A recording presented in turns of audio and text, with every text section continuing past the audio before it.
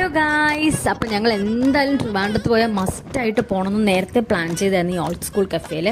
അവിടെ പോയിട്ട് അവിടുത്തെ സ്പെഷ്യൽ ബീഫ് സ്റ്റേക്ക് വിത്ത് മഷ്റൂം സോസ് കഴിക്കാനാട്ടോ. കഴിഞ്ഞ വട്ടം ഇപ്പം ഞങ്ങൾ ട്രൈ ചെയ്തു, ഞങ്ങൾ എൻ്റെ ഫാനായി മാറി. അപ്പോൾ ഇതുവരെ നിങ്ങൾ പോയി ട്രൈ ചെയ്തിട്ടില്ലെങ്കിൽ മസ്റ്റായിട്ട് പോയി ട്രൈ ചെയ്യണം കേട്ടോ.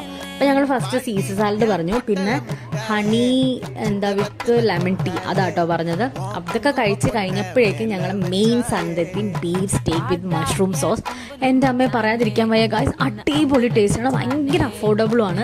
അങ്ങനെ അതൊക്കെ ഞങ്ങൾ നല്ലോണം ആസ്വദിച്ച് കഴിച്ച ശേഷം അവിടെ നിന്ന് നേരെ പോയത് മോൾ ഓഫ് ട്രാവൻകൂറിലേക്കാട്ടോ.